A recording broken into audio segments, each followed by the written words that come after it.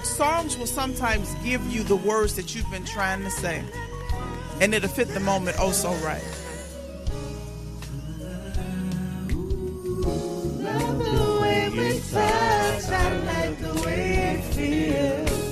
Every time you're near me, my whole heart just won't keep still. Y'all listen to Lola sing. No doubt about it that this love feels real. This is the Lola George Show on 910 AM Superstation. The absolute best in talk radio.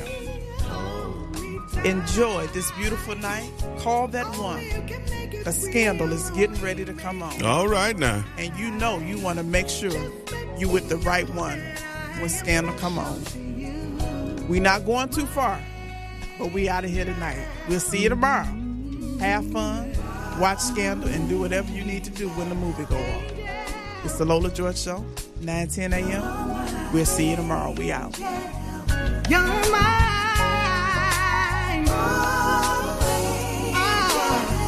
Yeah.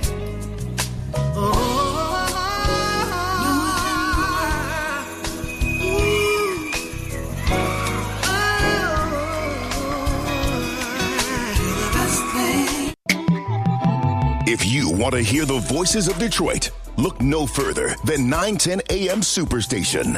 How do all these black nationalist groups who got over $100,000 out of the mayor's campaign fund for their endorsement ever tell me they're for black people? Now, I don't have any fundamental premise that suggests that you can't support white activity and not be for black. But when you get out there and you're talking about you're the black slate and you're BCN and all this other stuff and pouring libation, but then you get paid $125,000 to support a mayor who arguably may not be supporting the best interests of black people in the city of Detroit. We know where he has put his effort, and it's basically on the areas that have been reclaimed by whites who left this town because blacks were here, didn't want to share space with us. So I have a fundamental problem with people who pour libations and wear kente cloth and then take Coleman Young's finger and stick it out to us and say, I'm getting paid. 910 AM Superstation, the voice of Detroit. 910 AM Superstation, the only urban talk radio station in town. How you gonna be nonviolent in Mississippi as violent as you were in Korea? How can you justify being nonviolent in Mississippi and Alabama when your churches are being bombed and your little girls are being murdered? And at the same time, you're gonna get violent with Hitler and Tojo and somebody else that you don't even know. If violence is wrong in America, violence is wrong abroad. If it's wrong to be violent, defending black women and black children and black babies and black men, then it's wrong for America to draft us and make us violent abroad in defense of her. And if it is right for America to draft us and teach us how to be violent in defense of her, then it is right for you and me to do whatever is necessary to defend our own people right here in this country.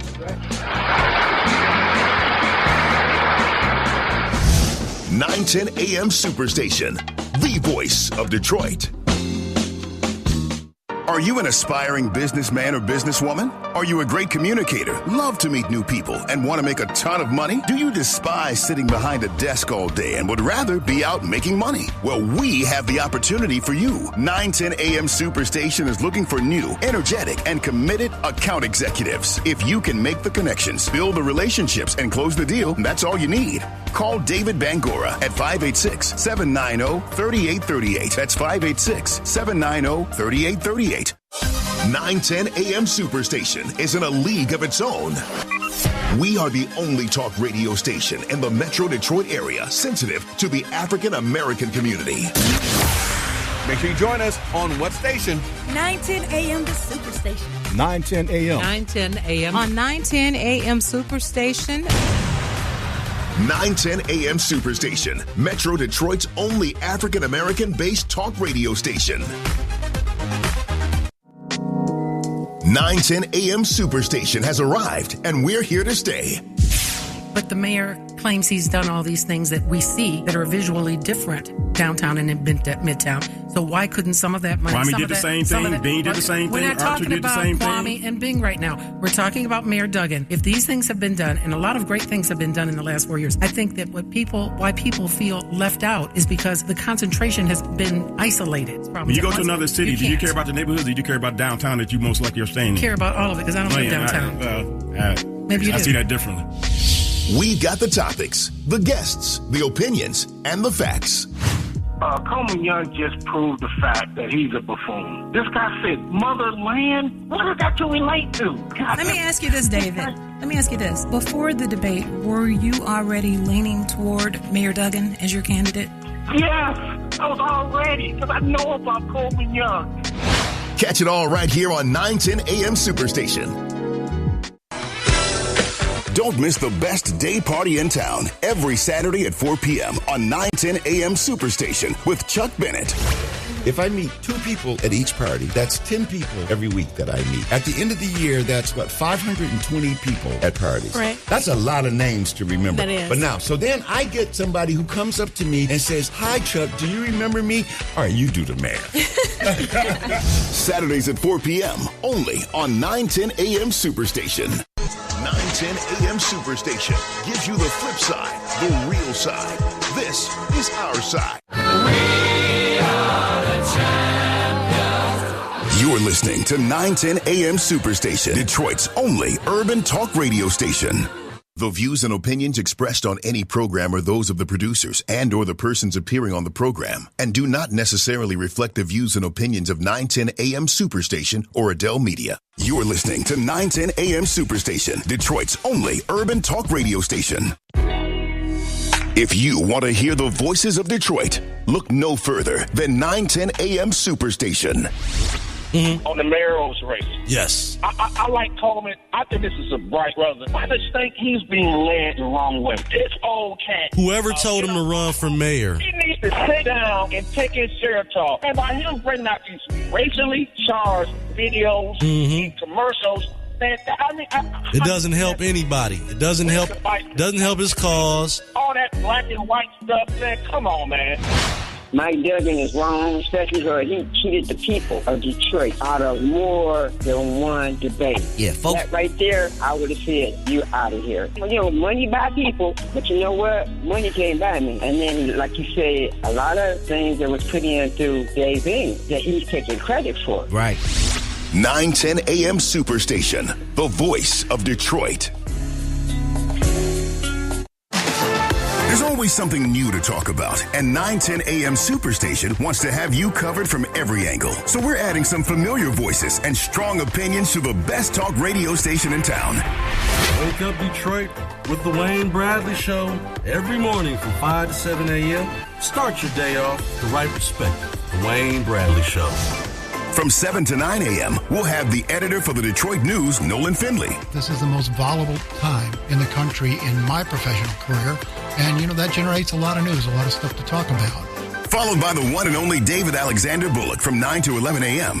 The People Show, man, we bring it to you live and in full effect. The always insightful and controversial Steve Niebling from 11 a.m. to noon. And I do want to hear from you what you want to hear from me. Bankalay Thompson from noon to 2 p.m. This is the platform where we delve into the facts and informed opinion. We ask the tough questions. The Cliff Russell Show from 2 to 4 p.m.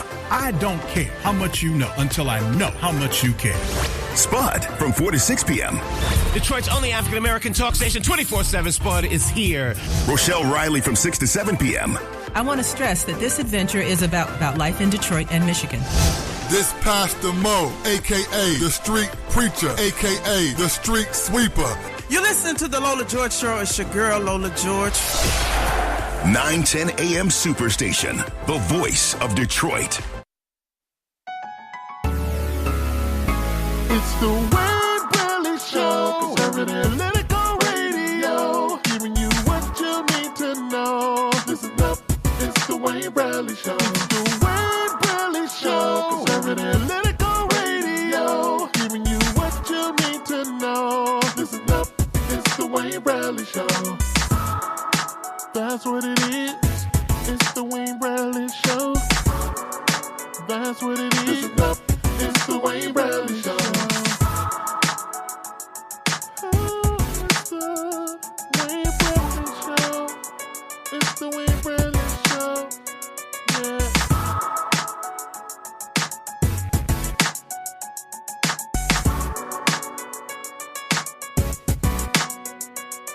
And good morning, Detroit. It's the Wayne Bradley Show here on 9:10 a.m. Your host, Wayne Bradley, getting you started on an interesting Monday morning, and we've got a lot to talk about. We're going to talk some more about Donna Brazille spilling all the tea. We're going to talk about these Mueller investigations and how, it appears, and again, I want people to understand, it appears that Mueller is tightening his grip around some people in the Trump inner circle, but I want to caution people on getting too excited about that because, yes, he's making some headway. He's made some indictments. He's actually had someone plead guilty, but some of these people were low-level folks. The guy that pleaded guilty in particular was low-level, never really was someone that had a ton of influence. Maybe he knew some people within the campaign, but in the world of consultants, you have a lot of guys that talk bigger than they can deliver. He wanted to seem maybe that he was a big, important player in the Trump apparatus, and that's how he would have got business as a consultant. That's how he would have marketed himself to others. So we're going to talk about that. But we're going to start off talking some local news here today. And I think that, it's appropriate because there's a lot of things going on. Tomorrow's Election Day in Detroit. And there's a lot of things interesting happening, but I think that one of the things we didn't talk about during yesterday's show, which was on Sunday, and talking about some of the local issues, was the fact that the insurance bill was voted down on Thursday evening. Tom Leonard introduced the bill, and for folks who are clear here, I had Tom Leonard at my Detroit office a week before, and he just said that he was going to put the vote on the floor and let the chips fall where they may, and that way we would know who voted yes and who voted no. And surprisingly, half of the Detroit delegation didn't vote for the insurance bill. And that, to me, this is where I don't understand. You are a state rep. If you're a state rep and you represent Detroit, the Inkster areas, you should have voted yes on that bill. Now, I know that there were some things about the bill that weren't perfect. I get it. Some of the caps seemed like they were a bit tight. But the reason why insurance in Michigan is so high is because of the way you're billed and the way the hospitals bill when they realize that it's been a car accident as opposed to if you just fall out of a tree. And I'll give people an example. You're out and you're at your house and you're working on washing windows or cleaning out your gutters. You fall off a ladder, break your leg. You're driving in the car, slam on the brakes, run into something, break your leg.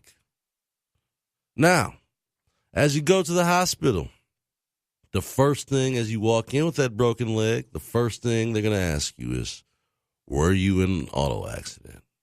And because if you say yes, you were in an auto accident, the hospital's like jackpot. We've got the kind of person we want here because the same injury that the guy who fell off the gutter, everything is going to cost 3 times as much, whether it's just for breaking out a cortisone shot.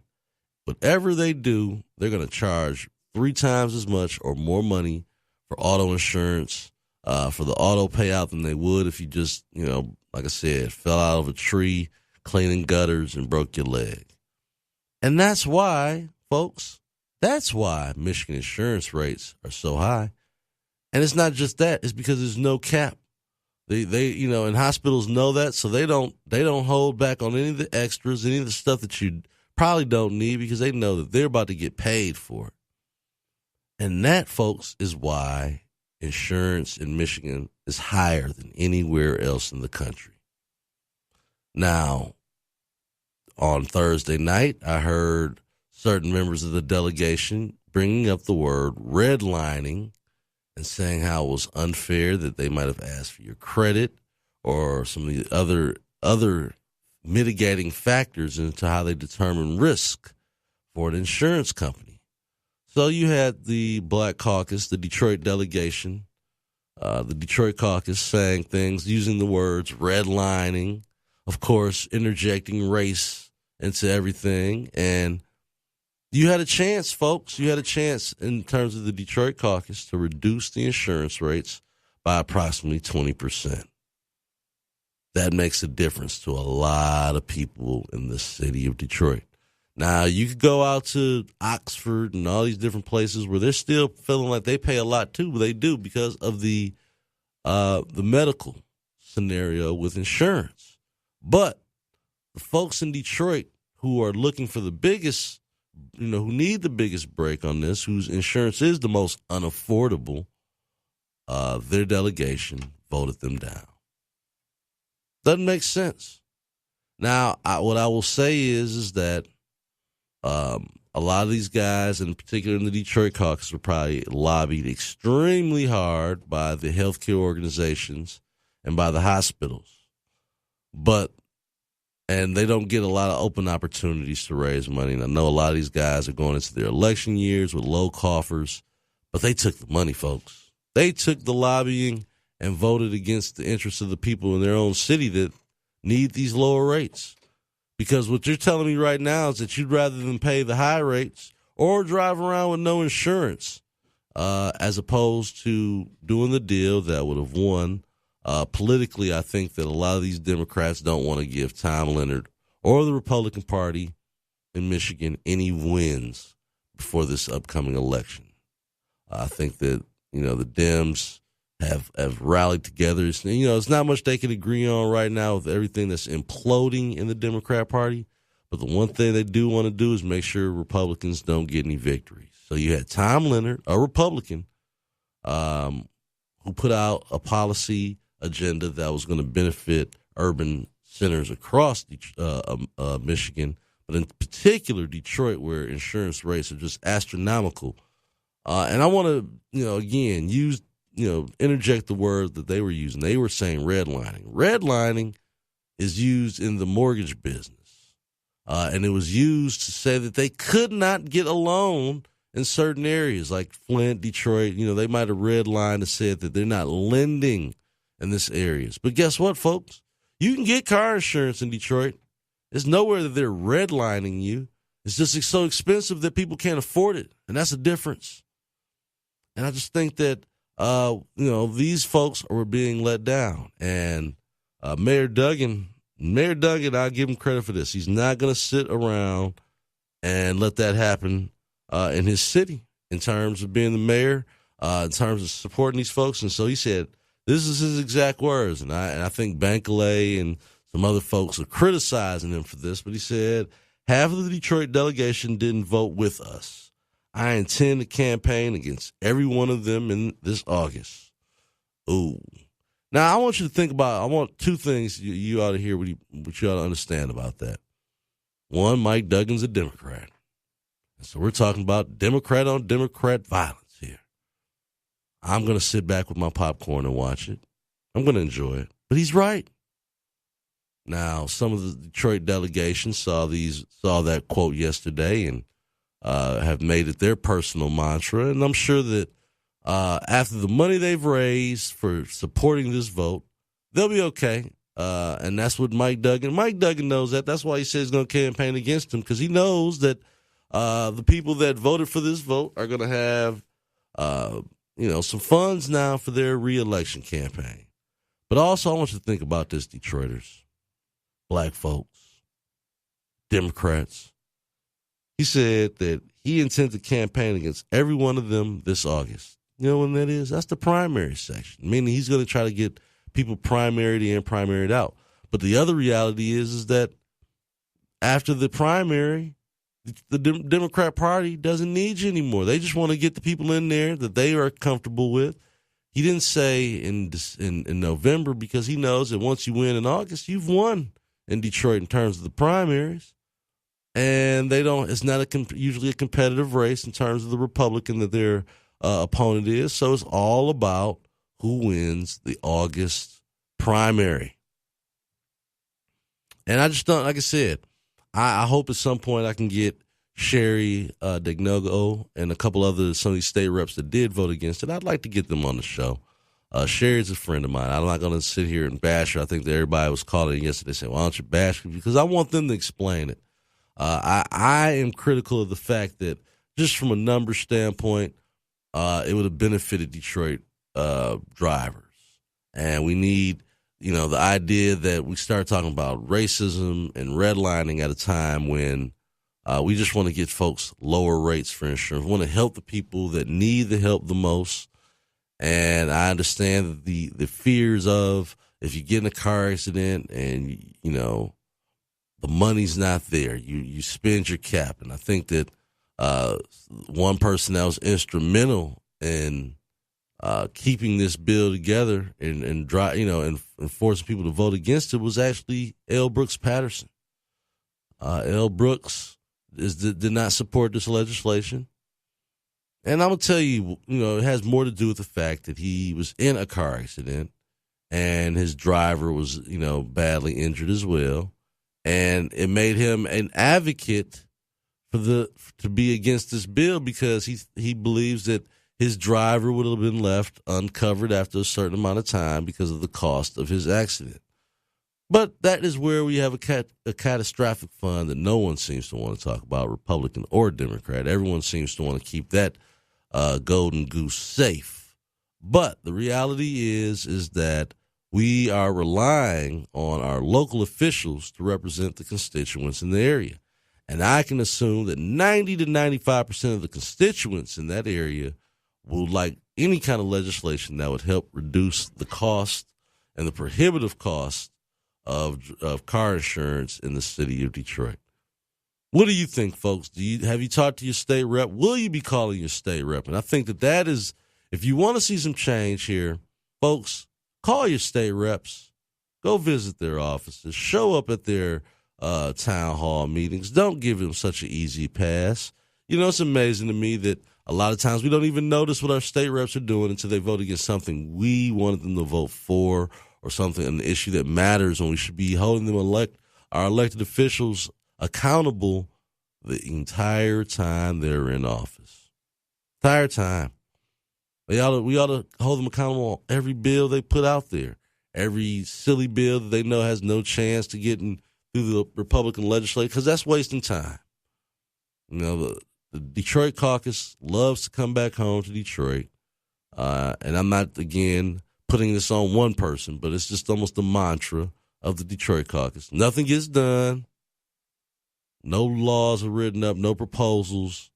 And then they come back home and say, I can't get nothing done. It's the Republicans' fault. They got Tom Leonard. They got these folks in here that are getting in the way of progress. You know what? And people just eat that up because it's easier to blame it on the Republicans than it is for these folks to come up with solutions. And again, that's kind of like the problem with a lot of the people we prop up as the leadership in Detroit, because they're good at pointing out the problems. That's what they're good at. They're not good at coming up with all the solutions that we need that are going to work for the city of Detroit. They're going to work for urban areas across the state of Michigan, not just Detroit, but Flint, Muskegon, Ypsilanti, Saginaw, Jackson. There are areas that don't have the problems as big as Detroit's, but they have some of the same lack of accountability. And usually this goes more with some of the local officials, but not just the state reps. But that is the mantra. They don't do anything, and then they come back and blame it on someone else. And Detroit residents, a lot of times, because we've heard this for so long, it goes unchallenged. We believe them. It's always someone else's fault. Give me a call. Let's talk about that, 313-209-9000. What do you think about the mayor calling out the state reps that voted against the bill that he was pushing? And do you think that – I think that it's also chess with Mike Duggan, because in politics you wouldn't give the guys that you plan on attacking, you wouldn't give them a year head start to let them know you're coming after them. I think this is more of a warning shot, more of a shot in the air to let those Democrats know that if you get one more chance to vote on this bill, I would vote for the bill if I were you. And that was very Donald Trump kind of move there. He let people know that he's watching them. If you're not going to support him, he's gonna there will be a political price to pay for not supporting the mayor's office on this. And again, he knows how important it is to get these insurance rates more competitive to get more people involved. So we're going to go to our first caller on the air. We've got Todd calling in. Todd, thank you for calling the show so early this morning. Yeah, morning. How you doing? I'm all right. So we're talking about this insurance rates, and we're talking about the fact that a good portion of the Detroit caucus voted against it, and Mayor Mike Duggan's not too happy about it. What do you think about that, Todd, and what do you think that our local, in particular the Detroit officials, should have done to get this through? Well, let me speak on that after, if you don't mind me making a comment when you talked about accountability, the politicians. Mm-hmm. Well, right now you've got a scenario in place where Arlen Meekhoff has taken over Senator Patrick Colbeck's office, stripped him of everything and anything for him to do. Basically, right now he's a figurehead. He can go in his office, he can look out the window, but he doesn't want him to do anything because of what Meekhoff is saying is an unwritten rule about campaigning in his district. Well, Patrick Colbeck did go to his district, but he was going there campaigning as governor for all of the people of Michigan, not someone running against Meekhoff for his seat. So with this in mind, what you have is a bit of fascism, in my mind, happening with that people need to understand, just like what you said with all of the towns that you talked about, this just isn't an area problem of your area. This is a problem for the whole state. So if people need to look it up. It's true, because it could come to your district with Arlen Meekhoff being the fascist that he is. Do you think that Arlen Meekhoff, this is kind of getting off the kilter of that. Do you think that he was stripped because he's decided to run for governor, or is there something more along the lines of something that happened up in Lansing that that folks just don't seem to know everything, the whole story in terms of what happened with Senator Colbeck and Arlen Meekhoff? Well, I heard part of your question, and I'll answer it based on that because my phone screwed up. But the idea that I'm getting, the hints are that Patrick Colbeck does not toe the line the way someone like Meekhoff, which is what do you call those people? An establishment type folk. Right. Go along to get along, no matter how bad it is. Well, Patrick Colbeck doesn't do that. Patrick Colbeck actually works for the people, and he does what he can to make things better. I mean, they even trounced all over his road bill that would actually make these roads so good for 20, 25 years.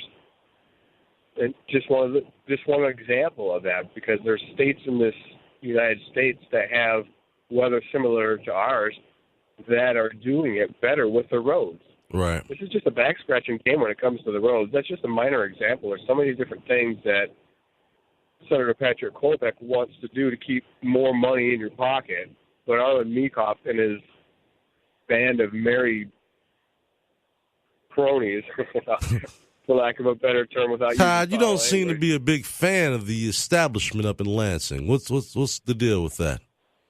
I am not a fan of any establishment anywhere, because what they do is they steamroll over all of the people that put them there. Because the establishment, in my mind, think we work for them instead of them working for us, which is a bunch of garbage. They need to go. All right. Well, Todd, I think I recognize that voice over there, so I want to thank you for calling in early this morning, my friend. I appreciate it, giving us that insight on what's going on in Lansing. Now, just one last question here. Do you think that the Detroit caucus let down their delegation by voting no against this insurance bill?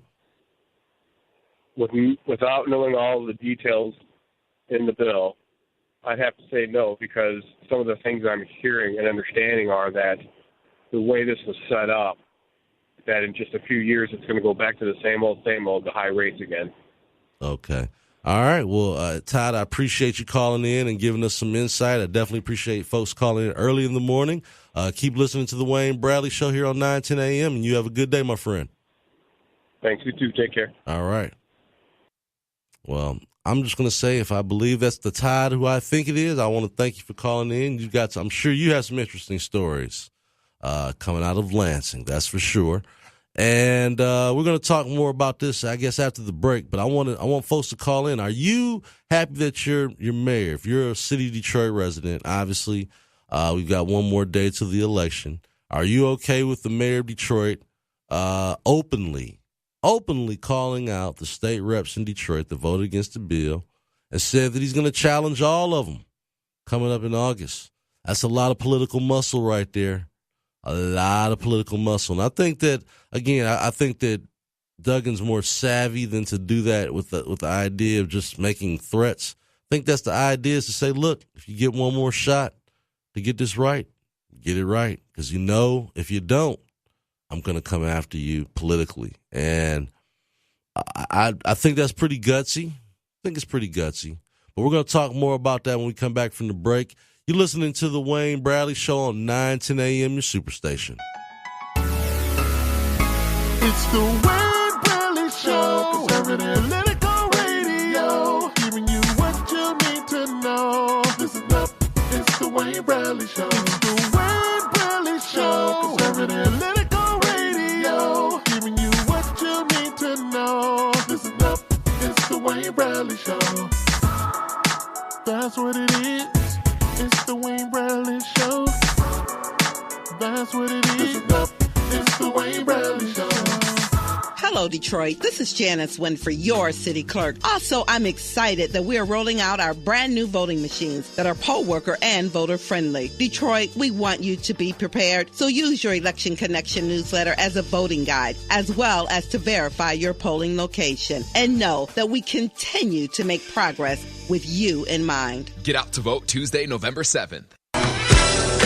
Don't miss the best day party in town every Saturday at 4 p.m. on 910 AM Superstation with Chuck Bennett. If I meet 2 people at each party, that's 10 people every week that I meet. At the end of the year, that's 520 people at parties. Right. That's a lot of names to remember. That is. But now, so then I get somebody who comes up to me and says, "Hi, Chuck, do you remember me?" All right, you do the math. Saturdays at 4 p.m. only on 910 AM Superstation. There's always something new to talk about, and 910 AM Superstation wants to have you covered from every angle. So we're adding some familiar voices and strong opinions to the best talk radio station in town. Hi, I'm Rochelle Riley, and I'm so glad to be joining the family at 910 AM Superstation. We're going to be talking about it all Monday through Friday, 6 to 7 p.m. Don't miss it. 910 AM Superstation, the voice of Detroit. Great news. 910 AM Superstation is growing, and you can watch as well as listen anywhere you go. The 910 AM Superstation app is now supported on iPhone, iPad, Android phone, Android tablet, Amazon Kindle Fire, Windows Phone, Apple TV, and Roku. 910 AM Superstation, the voice of Detroit. 910 AM Superstation, giving you exactly what you need. Thank you for calling 910 AM Superstation. What's your question or comment? Mario, what was your take? I have a feeling that most people watched the first part of that debate and said, let me go watch Mr. Verlander pitch a couple innings. Because I was disappointed in Mike Duggan, because Mike has been known to be a master debater, and he didn't deliver those solid punches that I thought he was going to deliver. And I was disappointed in Senator Young for the simple fact that he inserted race from the beginning, he inserted race in the middle, and he closed with this race-baiting take back to motherland thing, which I thought was totally out of place, inappropriate for someone who was behind in the polls and wanted to deliver and convince people that he had a solid plan of action to move the city to the next level. Call in and chime in on the conversation. Take down the number and lock us in your speed dial. It's 313-209-9000. That's 313-209-9000. 910 AM Superstation is the voice of Detroit. We've got it all. The news. There is no good options. There are no good options in North Korea. Are there any options in North Korea? The sports. The NFL's going to fall for this. Donald Trump just played them. He knows how to do things with the media that I don't think any other Republican been able to do. Politics. I think there's a behind-the-scenes rejection of things like gay marriage becoming a Supreme Court decision. I think that's just come to the fore now. Relationships. But is marriage even thought of? Do we honor the institution of marriage? So it's one thing to do the wedding. It's a whole nother thing to do the marriage. Activist. Our community is full of people who are unteachable. 910 AM Superstation, the voice of Detroit.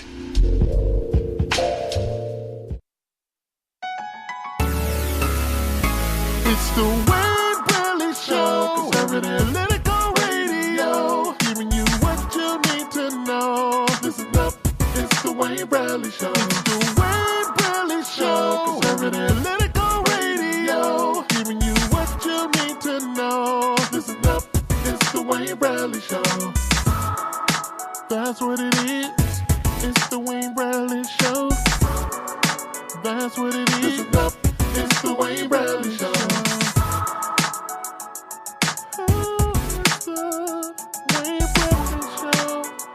It's the Wayne Bradley Show. Yeah.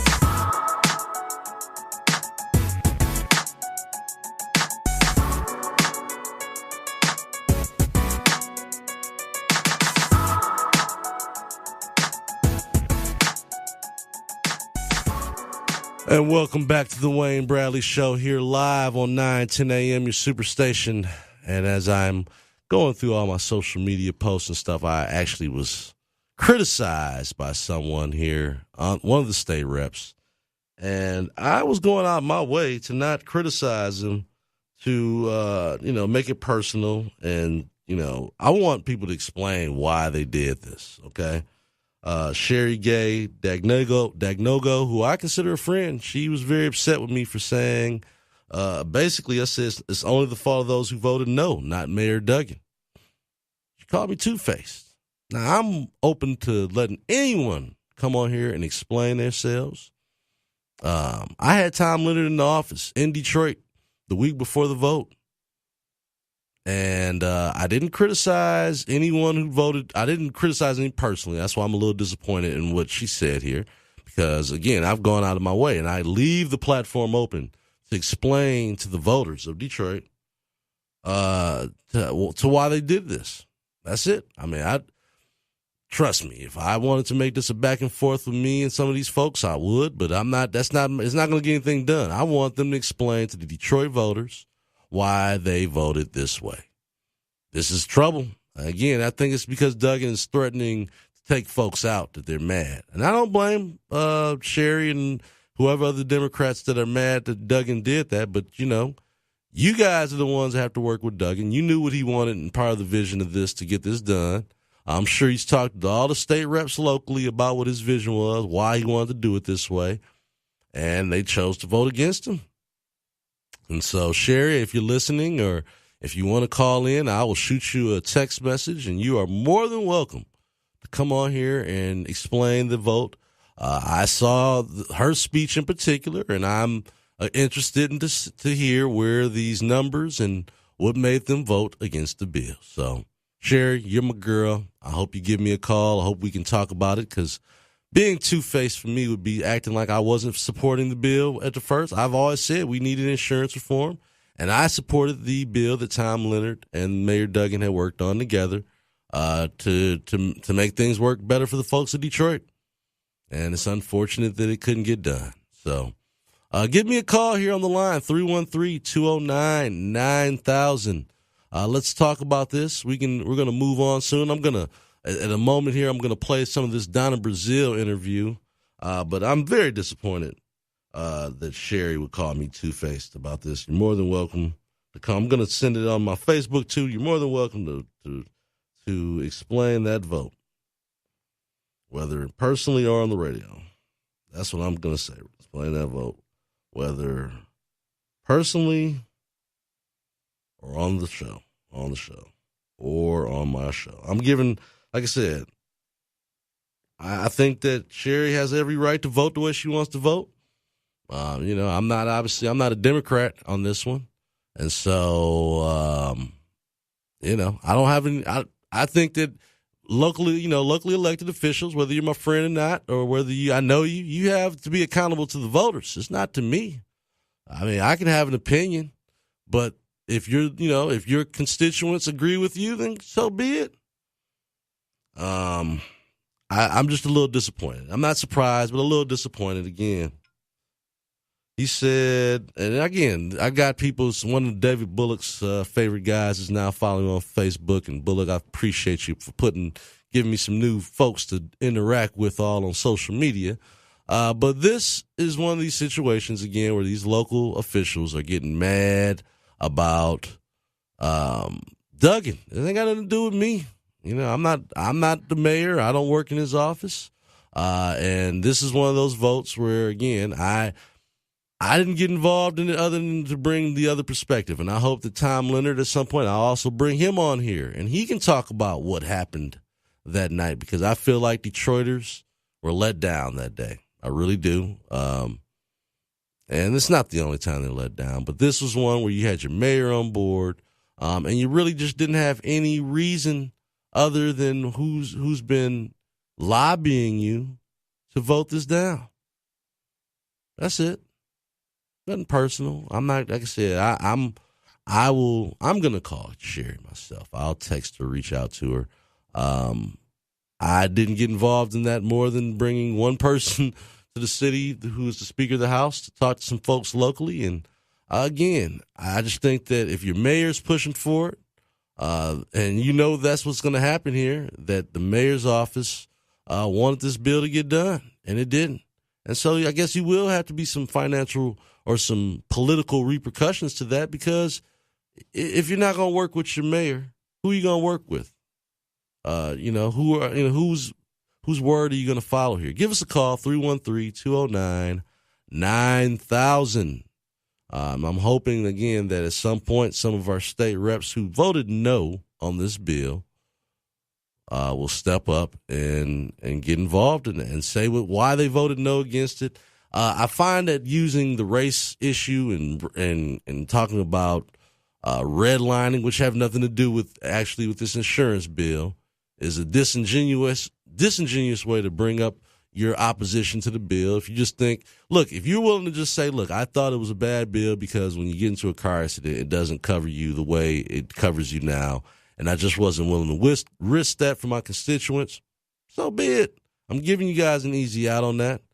But the fact is that people can't afford the insurance now, and that's why more people don't have it in the city of Detroit. It's not that people wouldn't want insurance. It's that it's so high. It's so unaffordable. So unaffordable. Highest rates in the country. And again, folks, I want people to understand, they make a risk assessment off of where you live. That does factor into the risk of your insurance and how much it's going to be, and what is the likelihood that your car could be stolen, damaged, these kind of things. And so naturally, in particular in Detroit, the rates are higher than they would be in rural areas or further out in the suburbs. But we got to get things right. And I think that there are some solutions. Hopefully, the Detroit caucus will find some workable solution to take care of the people in the city of Detroit. That's my hope here. And Sherry, if you're listening, or if you get a chance to listen, my show is always open. You can come in or you can call. I know it's kind of early, but you're more than welcome. Or you can come in on the Sunday show and we can talk about it, because like I said, I've made a point of going out of my way not to attack any of those folks that are out there, because I do know them, and it doesn't help making it a personal attack when we can. Well, and again, that's the mayor. If he wants to do that, that's fine.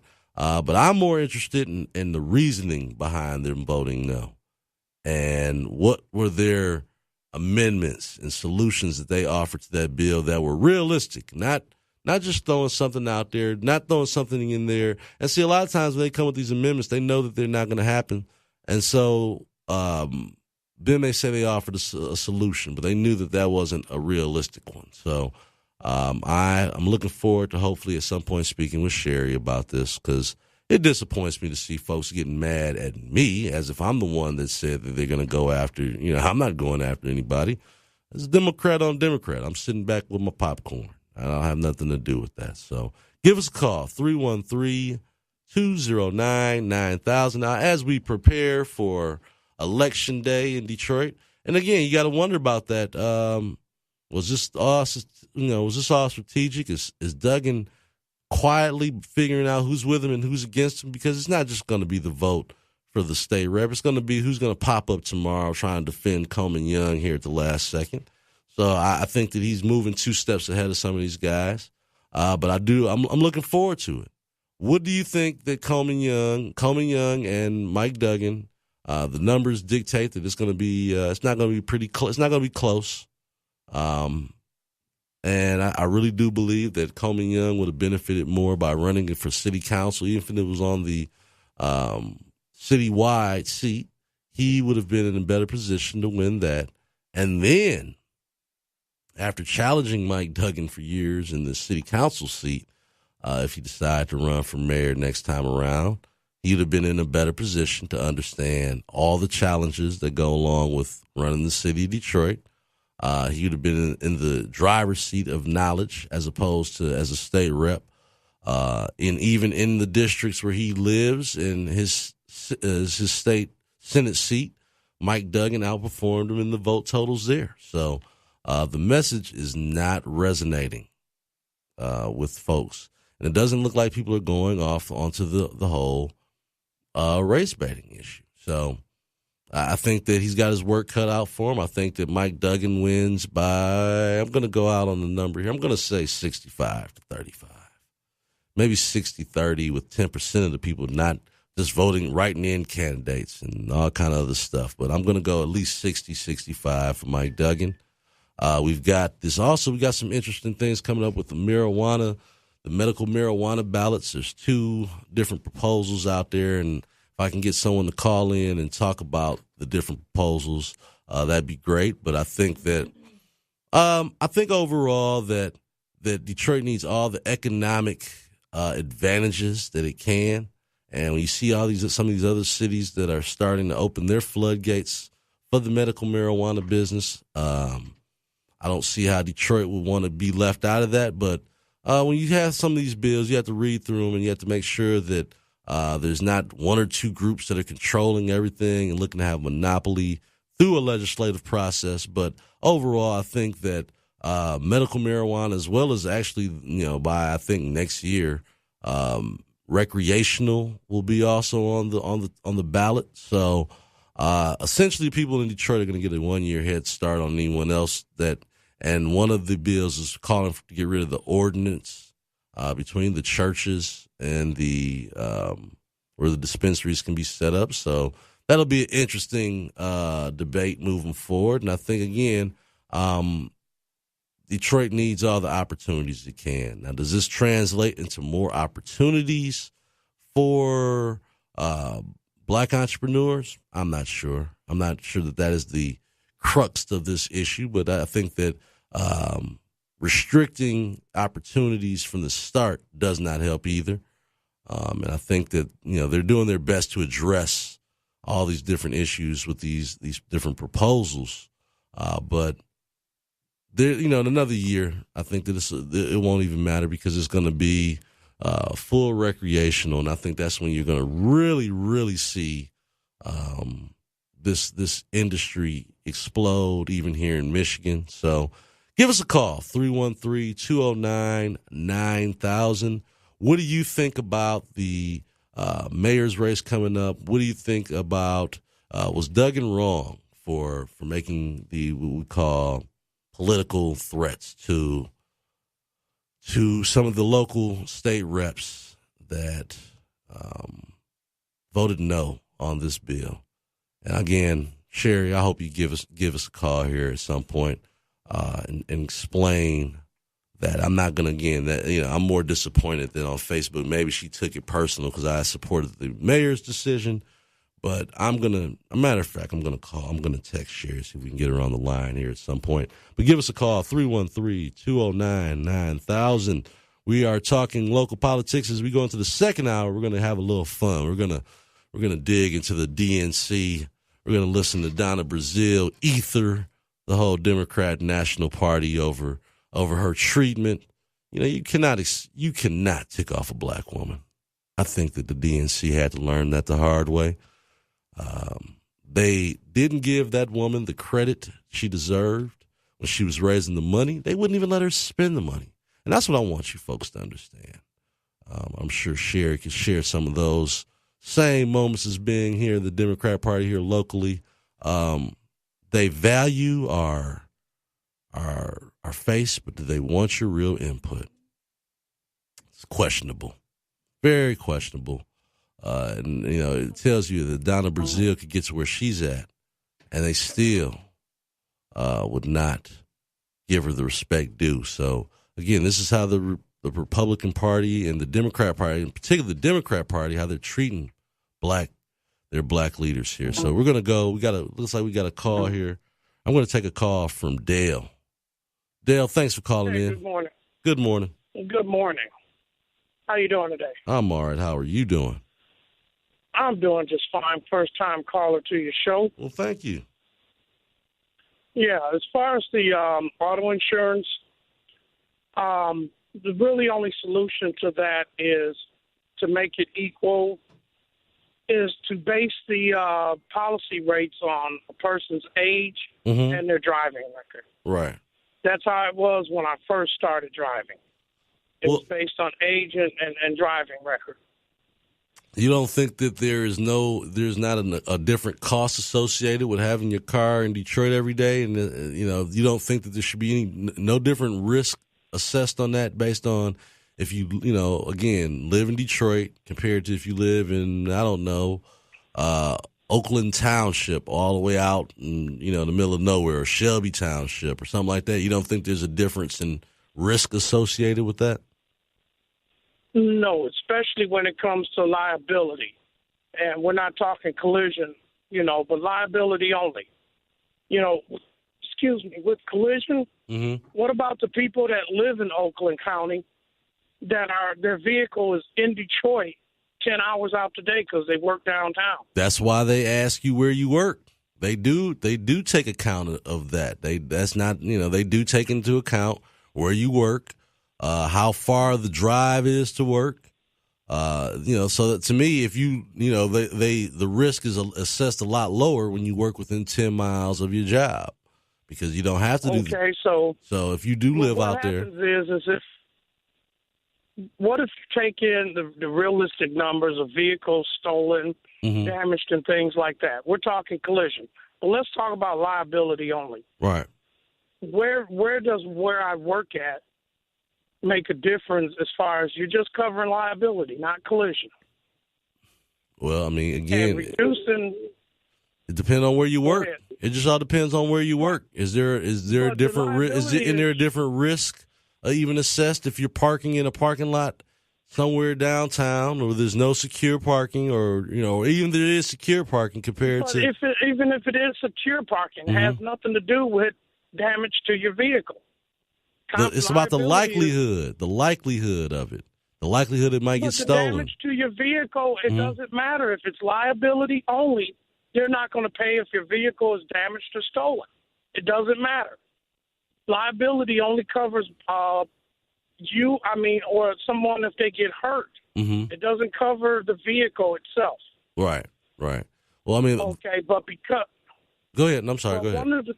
One of the things is that the auto insurance industry is one of the only industries that I know of, whereas they have the police force that ensures their profits.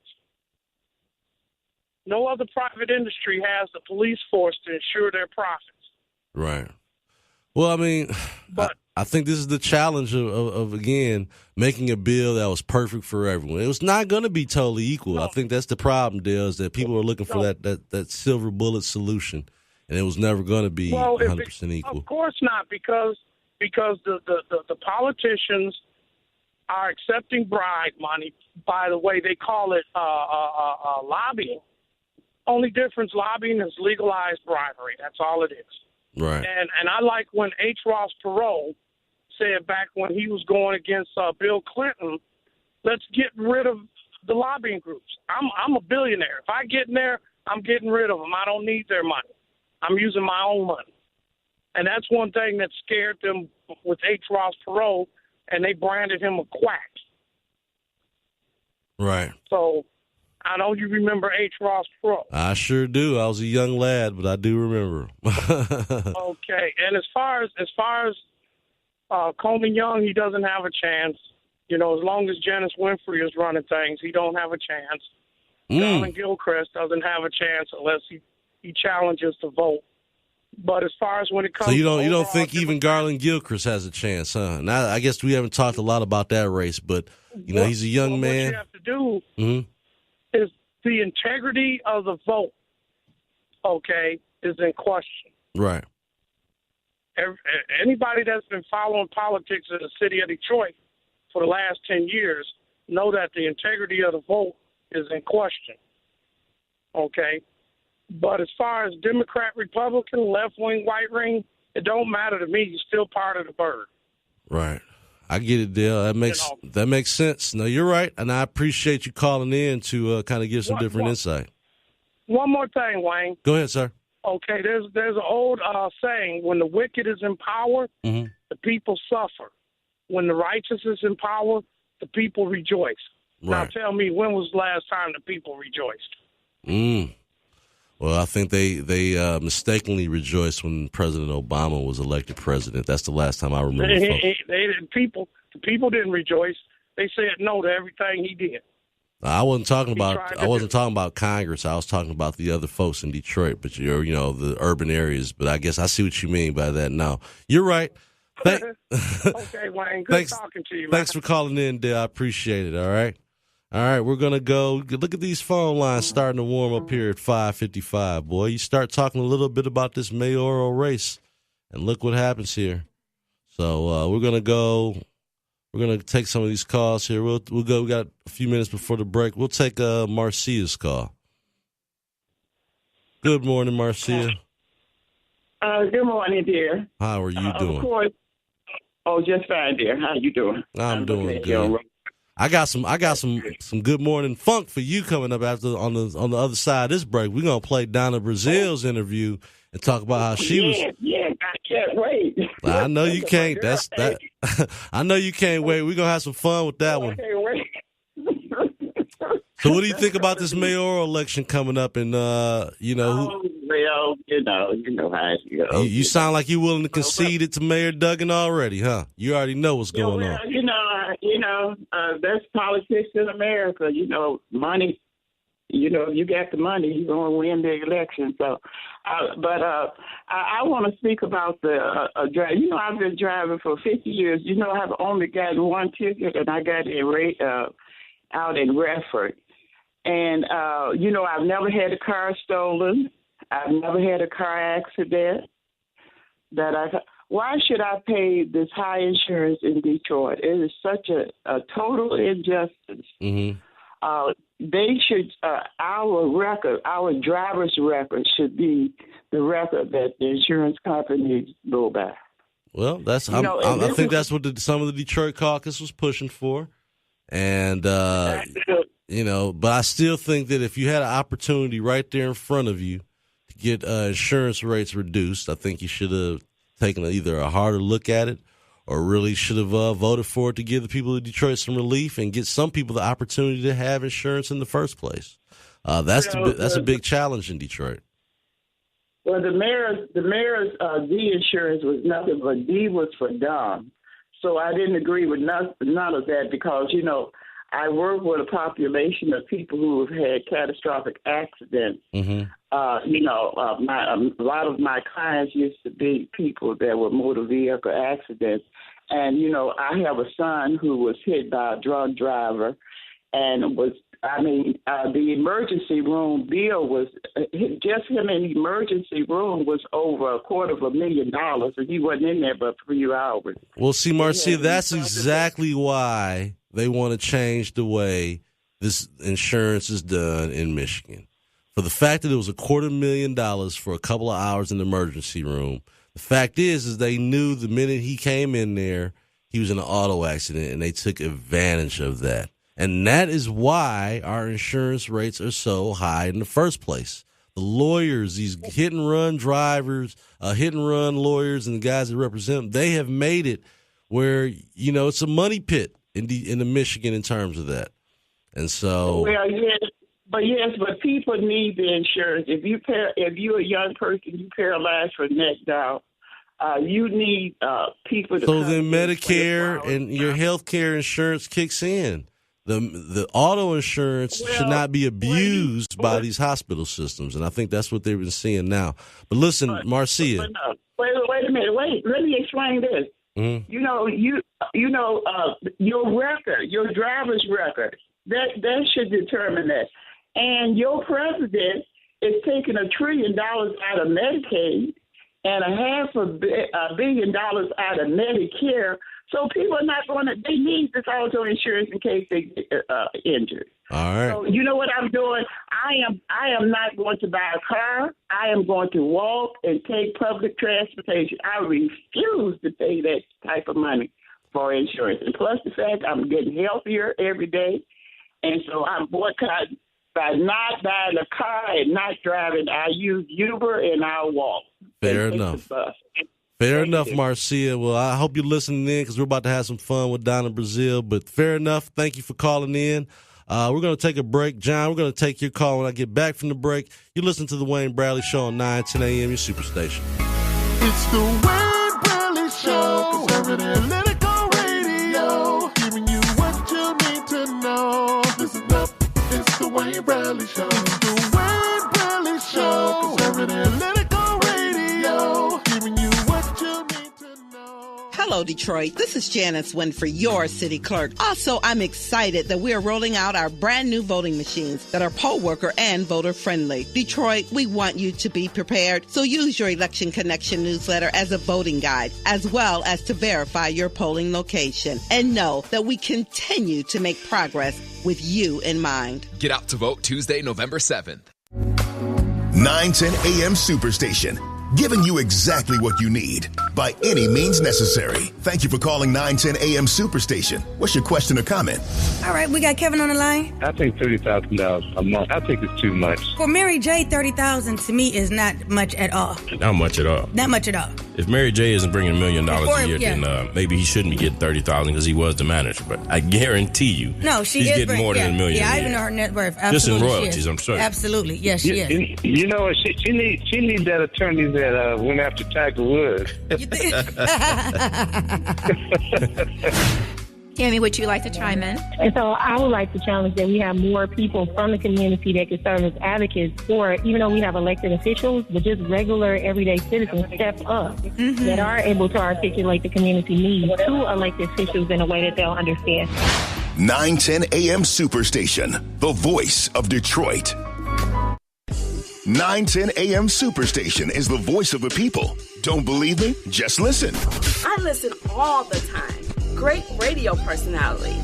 The new mobile site is incredible. With the visual live feed, this is a whole new level for community broadcasting. I'm also very impressed with the Bible section present both in a written and audio format. 910 a.m. has really stepped it up to a whole new level. Tune in, call in, and don't forget to find us on social media. Don't miss the best day party in town every Saturday at 4 p.m. on 910 a.m. Superstation with Chuck Bennett. If I meet 2 people at each party, that's 10 people every week that I meet. At the end of the year, that's 520 people at parties. Right. That's a lot of names to remember. That is. But now, so then I get somebody who comes up to me and says, "Hi, Chuck, do you remember me?" All right, you do the math. Saturdays at 4 p.m. only on 910 a.m. Superstation. We're the hottest station in town. Whatever you need, it's right here on 910 a.m. Superstation. The most powerful voices in the urban community. 910 a.m. Superstation gives you the flip side, the real side. This is our side. We are the champions. You're listening to 910 a.m. Superstation, Detroit's only urban talk radio station. You're listening to 910 AM Superstation, Detroit's only urban talk radio station. It's the Wayne Bradley Show. Conservative political radio. Giving you what you need to know. Listen up. It's the Wayne Bradley Show. And welcome back to the Wayne Bradley Show, live on 910 AM, your superstation. Wake up, Detroit. We are talking the insurance bill. I've got John here on the line that's been waiting patiently. John, thanks for waiting on the line. Appreciate it. John, you're on the line. The Wayne Bradley Show. Wake up. John, can you hear me? John. Oh, Johnny. How you doing, Wayne? All right. How you doing there, sir? You know, this insurance redlining is a big problem for the people here in the city of Detroit. Yep. But I can't understand. You have a lot of fans come to the city for the games and you know, it's just a big ripoff, man. I think what the people need to do in this town, it might not make no difference, but I think what they should do, since you got all these billionaires downtown and they reviving the city and downtown so well, and they made a big playground out of it, what the activists should do in this city, you need 100,000 to go down there when they have something big and protest the water, protest the insurance, and protest and rally downtown. And I'm not saying tear up downtown, but you notice when we had the rebellion in 1967, and when what went down, people was left here. If you go downtown and got 100,000 protesting what the citizens in this city don't like, see what them billionaires sit down with the insurance industry people and see if they can compromise. You know why? Because that's going to mess with their dollar. You got 100,000 Negroes down here protesting. They're going to leave out of here. That's a lot of Negroes, 100,000. You got 250,000 white folks that work downtown, and how come their insurance don't go up? If you work a job and you're doing 8, 9, and 10 hours a day, you spending more time on that job than you is at home. It is just racism, and it's just a big ripoff. Until we get some folks that ain't scared of these folks and stand up, it ain't going to be no change. Thank you. All right. Thank you, John. I appreciate you calling in there. You know, there's no question about it. There are some serious challenges with the insurance issues here in the state of Michigan, in particular dealing with Detroit and different urban centers throughout the state. So that's something that we're going to continue to work on. I hope that we get some solutions. And this is no question about it. You have to do something. And I think that's what a lot of people are the most frustrated about. And I hope that, again, we'll get some of our elected officials to talk about this. So right now we're going to segue into the national scene on politics for a little bit here. Now I'm going to play an interview that just brought a smile to my face, that just makes me happy.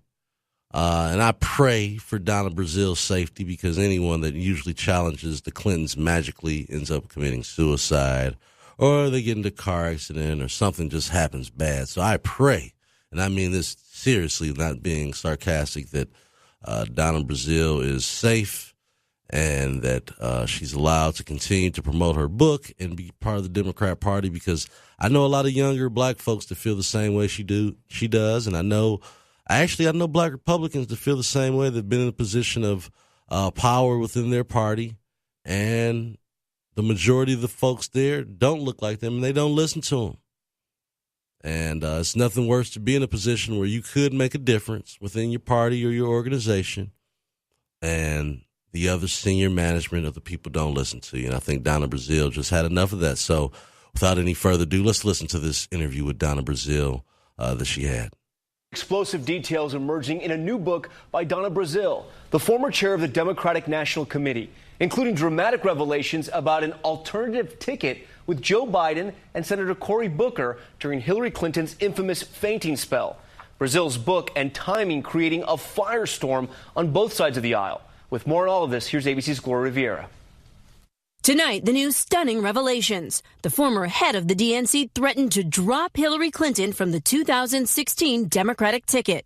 In excerpts from her new memoir, Donna Brazille said Clinton's anemic campaign had taken on the odor of failure, causing her to consider putting Joe Biden at the top of the ticket. Her concern culminated with this video of Clinton fainting at a 9/11 memorial event just 2 months before Election Day. I was under tremendous pressure after Secretary Clinton fainted to have a quote-unquote plan B. Again and again, I thought about Joe Biden, she writes. But then, thinking of all the women behind Hillary, I could not make good on that threat to replace her. There's a lot of people saying that is not the campaign they knew. Well, you know what? They should take a page from Hillary's book, take a look inside of what they did last year, and then they should write their own book. More than 100 top Clinton aides say they are shocked and find it particularly troubling Brazil would buy into false Russian-fueled propaganda about our candidate's health. Clinton had pneumonia, and in public at the time, Brazil praised her grit. And although she had to be lifted into that van, you know what? She got up, like most of us, she got up and she kept fighting. So that's the Hillary Clinton I hope people get to know. But Clinton's fight, Brazil alleges, came at Bernie Sanders' expense. She writes that the Clinton team compromised the party's integrity when it struck its own deal with the DNC in 2015, giving Clinton's campaign vast control over DNC finances. Brazil even saying she was made to feel subservient. I'm not patched to the slave because I got sick and tired of people telling me how to spend money. For those who are telling me to shut up, they told Hillary that a couple of months ago. You know what I tell them? Go to hell. President Trump says Brazil's book confirms his own accusations. The DNC was rigged by Hillary Clinton in her favor. Donna Brazille refuted that over Twitter with the hashtag #NotWhatIsaid. Thank you. This is gorgeous. Is that popcorn? Oh, yes. Isn't it pretty?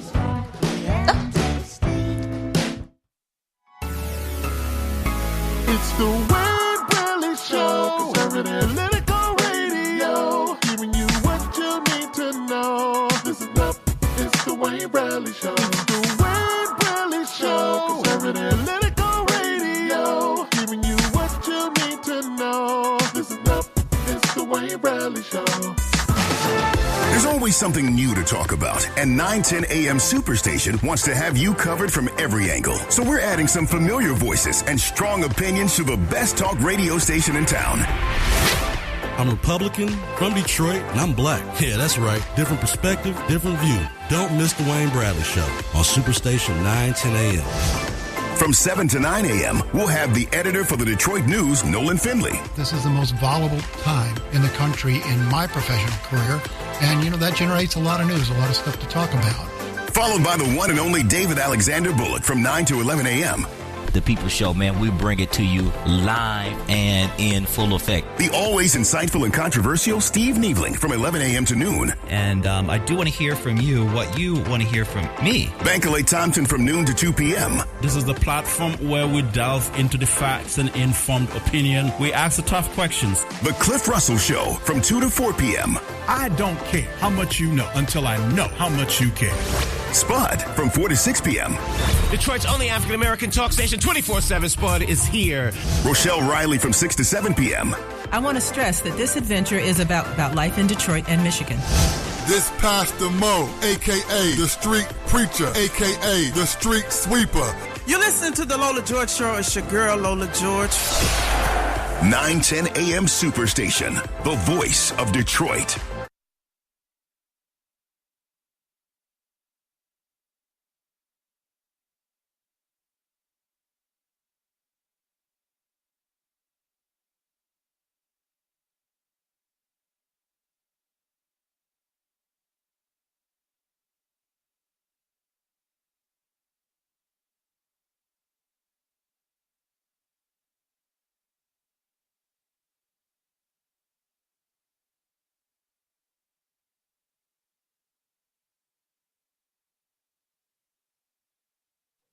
So we're going to go ahead and get the rest of that Donna Brazille interview there, because what she basically said was that she said if you didn't like what she was saying, you can go to hell.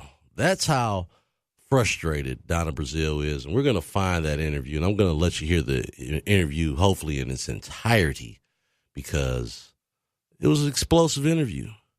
And again, you can only imagine the frustration that she has. She's getting all the blame for the way that the DNC ran the campaign, because that's what Hillary and her making excuses has done through this whole process. Blame everyone else, blame anyone besides herself for that lackluster campaign that lacked enthusiasm, that lacked any what I would consider,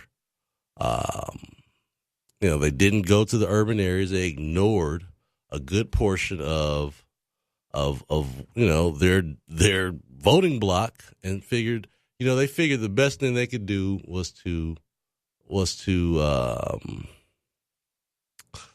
they figured that they could just assume that people were going to be scared and not support Donald Trump. But the thing that people have to really realize is that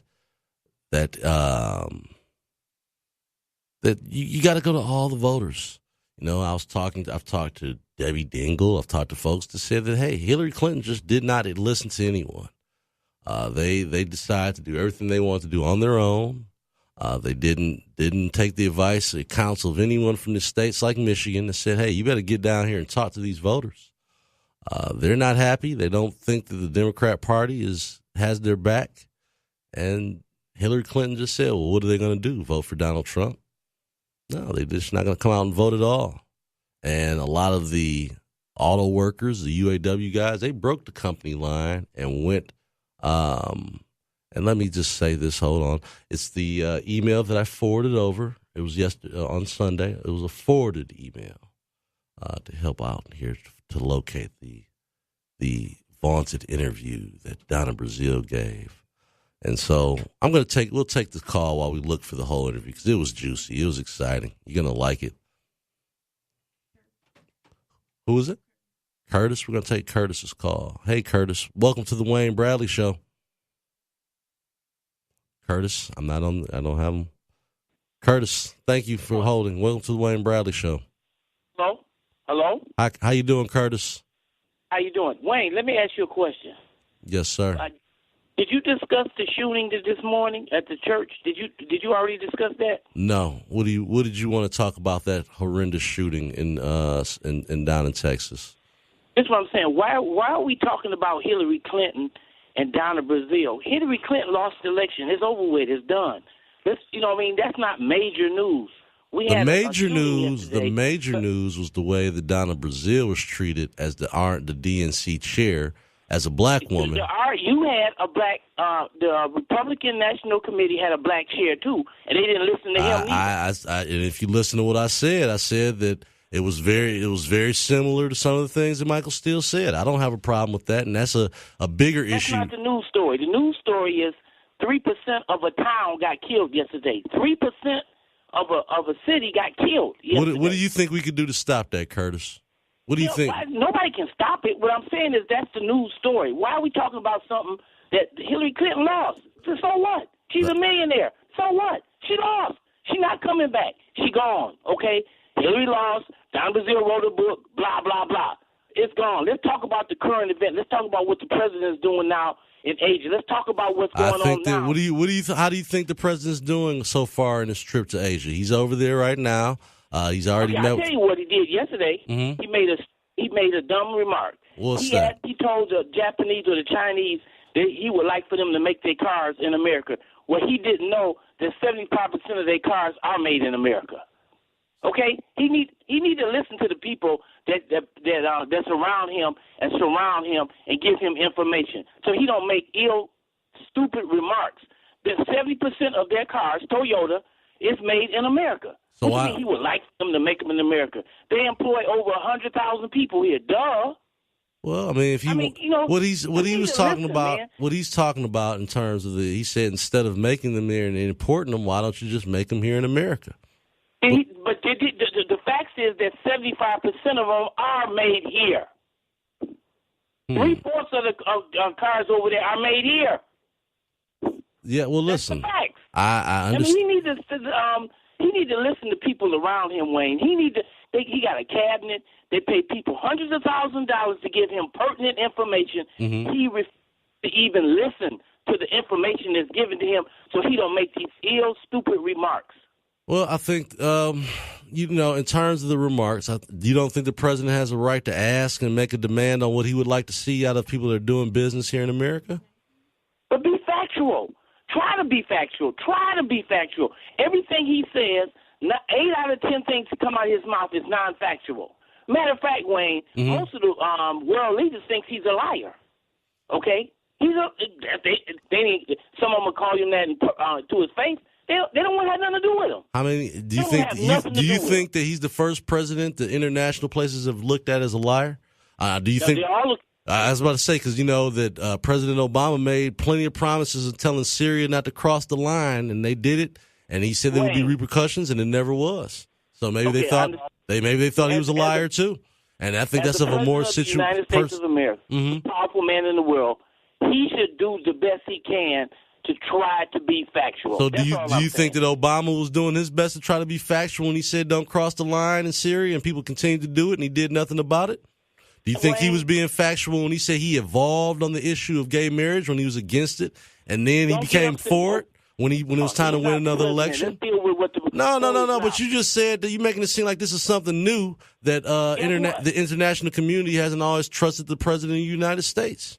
The United States was in shambles financially when Obama took office. Shambles.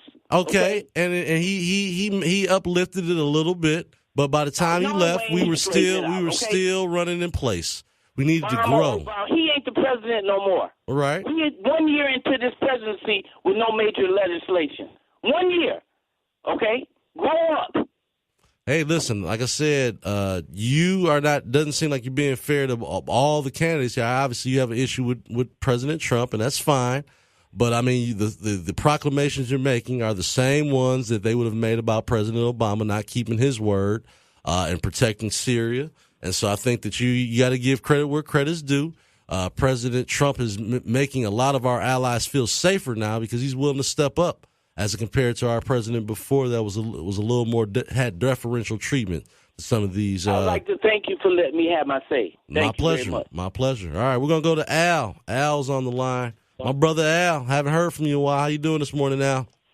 Hey, I've been good. Hey, now you saying that white people may not listen to black people. Now, you know that whole conversation that Brother Bullock had was a whole thing about that 2 weeks ago. Now I see you siding with that, my brother. Hey, listen, I didn't say that Bullock. I didn't say Bullock was totally wrong. I just felt the way he's again trying to bring attention to the situation and essentially attention to me on that. Was that I wanted people. I didn't totally disagree with Bullock. I just said that the way he was doing it, and again, trying to bring attention to. Pardon me. You know why he brought it that way? It's because he's trying to wake people up. No, he was trying to bring. He was trying to bring some attention to himself more than he was the situation, and that's okay. You can see it like that. You can say it like that. Because they weren't. Because hey, listen now. What did they talk about when they were promoting that? All they were talking about was him and me, and he wasn't talking about the real issue at hand. So I don't have a problem with Bullock bringing attention to a situation. Listen, but man, you ain't got to get mad at me, man. I'm not mad at you either, brother. I'm just saying that it was he didn't bring any light to the situation. He brought more light to himself. Listen, I understand, Wayne. I understand how you feel, but I'm gonna tell you, Donna Brazille, yeah, she should out Clinton. But if you read the book called Game Changer years ago when Obama won, she was pissed in. She was looking for any way to win. So I wasn't surprised that she did it. But think about this. Donna out here, she lost her job. She lost her chair as the Democratic president. I mean, she was out here looking bold because she gave answers to Hillary Clinton on the town hall meeting that your brother and that's what I'm saying. She helped Hillary Clinton out and still couldn't win. How come that's on anybody else but Hillary Clinton? The thing is, though, Wayne, everybody knew that she bulldozed her way to the position. It's nothing new. Right. If you read the thing and you looked at TV, you saw what Hillary was doing. I told people she was a horrible candidate. But right. we just sit back here and start talking about it now is pointless because, like the other gentleman just said, Donald Trump is the president. The only thing that people get offended with Donald Trump is The same way you critique President Obama, you're going to get critiqued the same way. That's the question that should be really be brought out. You critiqued the man for about 4 to 6 years, criticizing, saying that the man wasn't born in America. You said he wasn't smart. We need to see his school record. Now, you're talking about this is what Donald Trump said. Now, white people always want to see where black people stand. They want to see if they're smart. They want to know if they got the real money. They want to see all these qualifications. But they asked a man who basically, man, we don't know what. This guy never had been dog catcher, but we elected him as the president of the United States. Where is his qualification? I think that what Donald Trump was able to do, and I think the reason why he was elected is that people were tired of these. They were tired of politicians that weren't getting nothing done, that can talk nicely. You can put that on both parties. I'm saying that's why Democrats voted for Donald Trump as well. They didn't vote for Hillary Clinton. Well, listen, man, but why would you put a person, listen, you know and I know, Wayne, being an African-American, you got to always be the best at what you do. No question about it. Black people, we got power, but we don't stick together. One group says, I'm going to be a conservative, I'm going to be a Democrat. No, at the end of the day, we need to stick together like everybody else do. It's not about But listen, this is the thing. You take care of your home base. Why do you think the city of Detroit is the way it is? Because we didn't stay together at home. No, I honestly think that black folks politically have stood together very strongly, and that's why we're in the situation we're in. Together when it comes in terms of what's best for us as a community, Wayne. It's not but what's best for us? I can make an argument. What's best for us as a community is that we should be participating in both parties the same way that white folks do, the same way that. You just said a minute ago that white people don't want to listen to black people. That's at a management level. You could work. Listen, man, you could work at Ford and have that same experience. You could work at GM and have that same experience. That's not the point I'm coming at. That's not new. That's the point I'm coming at, Wayne. When are we gonna realize that? Guess what? Don't none of these people care for us. We need to care for ourselves. I mean, I don't have a problem with that. I got much love for you, Wayne. I'm not gonna dog you. I'm just trying to bring it up for what it really is, man. But listen, I think the part of the reason why they can take us for granted is because of the way we play politics, because of the way we do things. My point is that we playing chess and they playing we playing checkers and they playing. There you chess. go. I understand that. There you go. So, Wayne, the question I want to leave with you at this point is. Think about the message that your brother was trying to do for 2 weeks. Yeah, it was wrong that they were trying to put you and him together, but that's just what they do, man. Well, did I respond? Did I keep that going? That's what I'm talking about. You didn't respond, but what you should have said is, brother, you right to a certain degree, but I don't think you should. Well, how do you do that when they're promoting something that's salacious as booty licking? And putting that in is the thing. Like that again. That's what takes away from having the important discussion. You see what I mean? Like as a man, I'm not going to sit there and go back and forth with somebody that's making that as the realm of the topic, as opposed to what we might agree or disagree on. Do that to you, my brother. You want to know? It makes good for radio, man. On the course. No, it makes for good radio. It was entertaining. That's why he did it. Good radio, but at the end of the day, Wayne, you know and I know, man, these guys ain't gonna listen to either me or you. They gonna always critique you. My thing, what happened to Donna Brazille ain't nothing different than what happened to Jesse when they put Dukakis into place. So at the end of the day, as African American people, so why do we feel so complicit? Why do we feel so complicit to give all of our support to the Democrat Party as an ethnic group? I'm gonna be honest with you. I've never always given my support to the Democrats. Well, you're smarter than most of these folks that call in here. You're smarter than a lot of the folks. You're a misnomer on that. You're an exception to the rule, not the norm of the black voter, and me and you can both agree to that. A lot of these people are fed up. The thing that's going to win right now is people being united. You get what I'm trying to say? The only reason why the last caller talked about President Trump is, at the end of the day, man, when you critique somebody, make sure you're ready for game time. It's like my coach used to always say, don't get ready, be ready. Is that man ready? I don't really think so. But at the end of the day, it is what it is. He's the president. We got to keep it moving. I'm just saying we need to come together and start worrying about. See, Donna mad because she ain't got no job, man. Come on, man. Donna was disgraced. Well, that's why she put out a book. You know, that's usually what the Clintons do with anybody. Right. You've seen it. You know it. That's why I was never real big on Hillary like that. But I'm not real big on Donald Trump because I know what he did to win, and I'm not a big fan of you going down to the muck into the mud to get some of these people that you know generally don't like other groups of people. Fair. That's the reason why I'm not a big fan of it. And I'll leave it at that, Wayne. And you guys have a good morning over there at 910. Thanks, brother. Thanks, Al, for calling in. I appreciate it. All right, we're going to go to Tim. We got Tim on the line. Tim, thanks for calling in. Thanks for taking my call, Wayne. You know, it's funny how we all forget. I think President Obama blamed Bush for the first 6 years of everything, didn't he? Yeah, I mean, well, and that's the thing.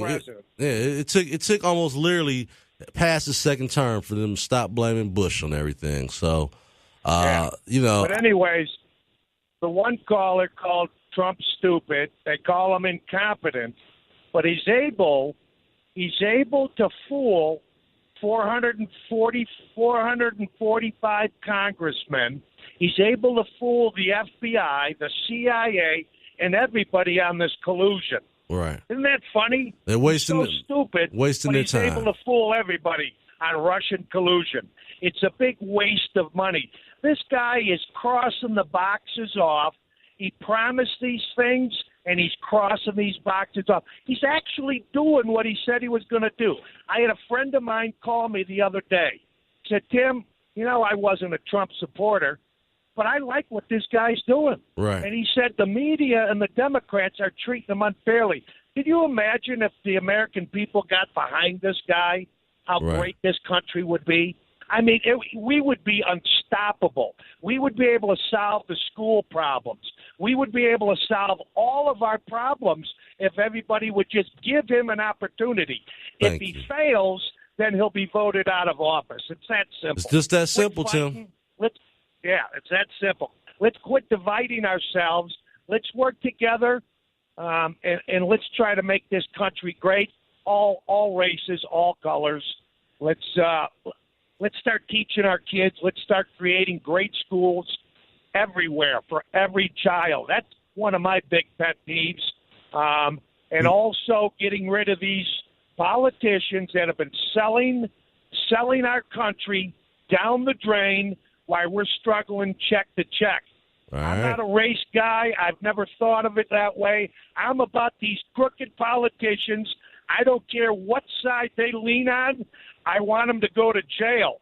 I don't care if it's Trump. I don't care who it is. Fair enough, Tim. The law, Fair enough, Tim. Thank you so much for calling in and giving that insight. We need some balance here on these lines, and I appreciate it. Hey, look, we're going to go to a break, and when we come back, we're going to play the rest of that Donna Brazille interview. I appreciate you listening in this morning on the Wayne Bradley Show on 9:10 a.m., your superstation. We'll be right back.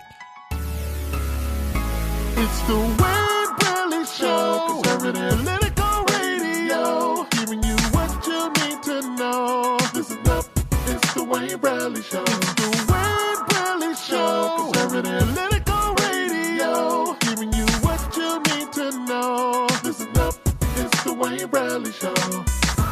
This Total Traffic Report is brought to you by MGM Grand Detroit. Head to MGM Grand Detroit and try their new Topgolf Swing Suite, a state-of-the-art visual golfing experience, complete with fantastic food, drinks, and a selection of exciting arcade favorites. Everything you need for the perfect night out. Must be 21 or older.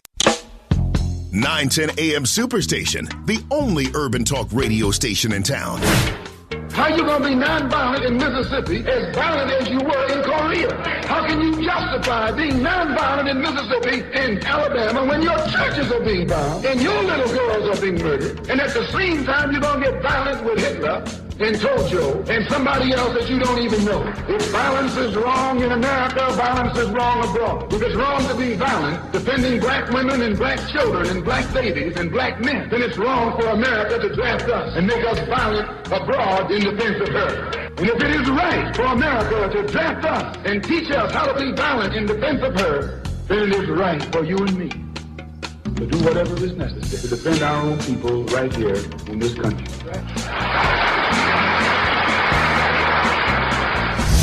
910 AM Superstation, the voice of Detroit. This is Carol Banks of the Eastside Slate. And this is Baye Landy from the Black Slate. 4 years ago, we didn't support Mike Duggan for mayor, but his success since then has turned us around. For the first time in a decade, residential streets have been swept and plowed. 6,000 dead trees have been removed. And more than 250 miles of residential streets have been repaved. Streetlights are working and buses are running on time, all in Detroit neighborhoods. The city still has a ways to go, but now we have proof that we're moving in the right direction. So on Tuesday, we're voting for Mike Duggan. So are other Detroiters who've been turned around like us, including Fannie Lou Hammerpack, Wayne County Democratic Black Caucus, more than 100 Detroit clergy, and even Sheriff Benny Napoleon. We can't afford to be turned around again. Paid for by Turnaround Detroit with regulated funds not authorized by any candidate. 910 AM Superstation is in a league of its own.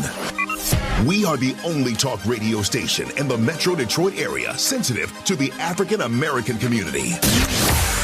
Make sure you join us on what station? 910 AM the Superstation. 910 AM. 910 AM. On 910 AM Superstation. 910 AM Superstation, Metro Detroit's only African American based talk radio station. Every weeknight at 9 p.m. is something new and something fresh. This is Todd Corser, and I want you to check out my show. Listen in and call every week as we explore government and hot topics. Tune in, raw and uncut. This is Attorney Michael Schwartz at 910 AM Superstation, and you can hear me every Tuesday night starting at 9 p.m. Hello, Detroit. This is Attorney Crystal Crittenden, and please tune in to my new show, The Truth Matters, on 910 AM Superstation. Hello, everyone. I'm Charlene Mitchell, your host of Mind Your Business. Listen to my show live every Thursday from 9 to 11 p.m. I'm Reverend Maya Lisa Reynolds, inviting you to listen to Mama Maya Speaks Friday evenings from 9 until 11 p.m., discussing education, motivation, and inspiration on Superstation 910 AM. Different names, different voices, but the same energy. 910 AM Superstation, the voice of Detroit. Hello, Detroit. This is Janice Winfrey, your city clerk. Also, I'm excited that we are rolling out our brand new voting machines with you in mind. Get out to vote Tuesday, November 7th.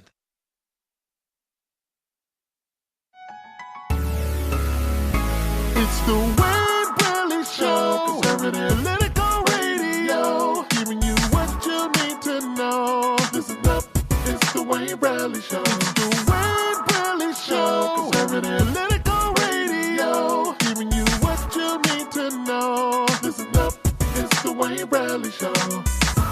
And welcome back to the Wayne Bradley Show live on 910 AM, your Superstation. We're going to go back to this Donna Brazille interview and let you guys hear this because it was an explosive interview that she did yesterday. We're going back to the clip where we're going back to where we left off. So let's go back to that Donna Brazille interview.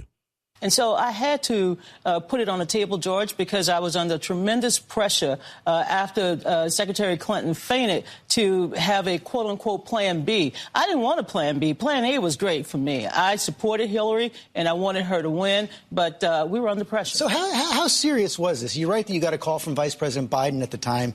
Did you mention this to the Vice President?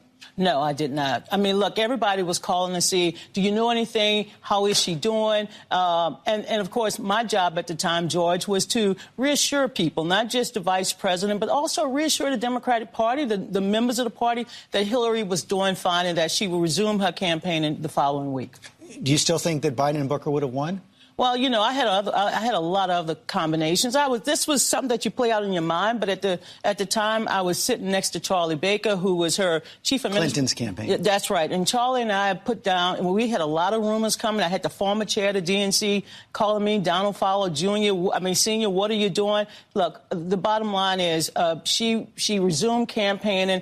I went on TV to say that the campaign was back on track. As you can imagine, there's been quite a reaction to this, including this open letter from the Hillary for America 2016 team signed by about 100 people. They say they were shocked to learn that you were considering this, and they go on to say it is particularly troubling and puzzling that she would seemingly buy into false Russian-fueled propaganda spread by both the Russians and our opponent about our candidate's health.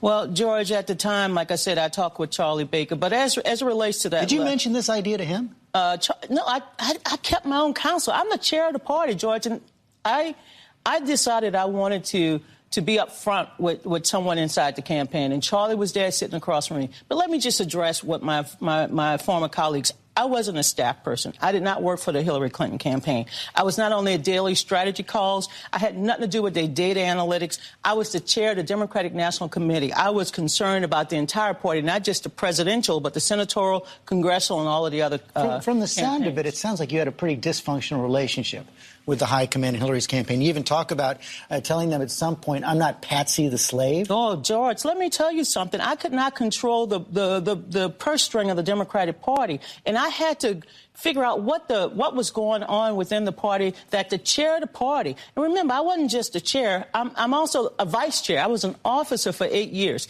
8 years under President Obama. I knew what was going on within the party. I become chair, and I'm trying to write a check for something. I raised the money, and they're like, you got to get signed off from Brooklyn. I said, Brooklyn? This wasn't a standard joint fundraising agreement. They had a separate memorandum of understanding, and I needed to break that. But in order to break it, I would cause a great commotion. So, yeah, I'm not Patsy the slave because I got sick and tired of people telling me how to spend money when all I was trying to do, I wasn't getting a salary. I was basically volunteering my time. And what I was trying to do, George, was to increase the level of enthusiasm and passion for Hillary Clinton and the rest of the ticket all across the country. They also take exception to your description of the campaign right now as an antiseptic, sterile campaign inside the headquarters. A lot of people saying that is not the campaign they knew. Well, you know what? They should take a page from Hillary's book, take a look inside of what they did last year, and then they should write their own book. Hillary wrote a book, which I enjoyed reading, was part memoir. It was a history book. I love reading her book. If they don't like my book, don't buy it. But let me just say this. I have every right as a former chair of the party. Next year, I will celebrate almost 50 years in American politics. The Democratic Party is 170 years old. I get that, but how do you respond? It's not just the Clinton campaign. You know, there's a lot of traffic on Twitter right now. I've gotten emails from Democrats, passionate Democrats, who say they feel betrayed by all this. Any regrets? Do I regret taking on a job the second time in my life as chair of the party, cleaning up everybody's mess, taking all of the income in, being unable to spend funds that I raised? Do I regret being on the road 100% of the time, being hacked by the Russians, being harassed, getting death threats? Do I regret any of that? George, this was worse than Hurricane Katrina in terms of the emotional toll. But do I regret standing up for what's right, helping Hillary Clinton, helping the Democratic Party? And let me just say this. As somebody who went through the hacking experience, being able to tell the truth about what happened with the Russians, the attack on our government, do I regret any of that? No, I wish I could have done more, George. But do you think this helps for the book to come out? Well, George, I mean, this is a lesson of 2016. If I released it next year, they would say, Donna, you're impacting on 2018. If I release it the following, Donna, you're impacting. George, for those who are telling me to shut up, they told Hillary that a couple of months ago. You know what I tell them? Go to hell. I'm going to tell my story. I'm going to tell my story, George, because this is a story of a young girl who started in American politics at the age of 9, who continues to fight each and every week of her life. I went down to Virginia last week to kick off the canvassing campaign. Nobody paid me to do that. Nobody, I'm not on a payroll, George. I care about my country. I care about our democracy. And I say go to hell because why am I supposed to be the only person that is unable to tell my story? Now, I've heard a lot of people tell me various things as well, but here's what they don't know. They don't know what it was like to be over at the DNC during this hacking. They don't know what it's like to bury a child. I did, Seth Rich. They don't know what it's like to protect the staff from further harassment. They don't know what it's like because the high command of Brooklyn, the people who were making the decisions, even for the DNC, they didn't come and work with us. They told us to shut up and basically let them win the election. And when we tried to intervene, we had to spend money we raised to try to help them win. And that was my job as chair of the party. Pretty clear you have no regrets at all right there. You just mentioned Seth Rich, who, of course, was killed during the campaign. Did you feel under threat? Every day, especially when Donald Trump, when Donald Trump would go out there and tweet. You know, look, I've worked on campaigns all my adult life. I've been called some of the worst things in America. But when Donald Trump would go out there and attack me, the threats were just unbearable. My house right now I got every different kind of security device. I had to get my home swept. I had to get the DNC swept twice. It was horrible. As you know, he's tweeting again based on your book. Just the other day, he put out the real story on collusion is in Donna B's new book. Crooked Hillary bought the DNC and then stole the Democratic primary from crazy Bernie.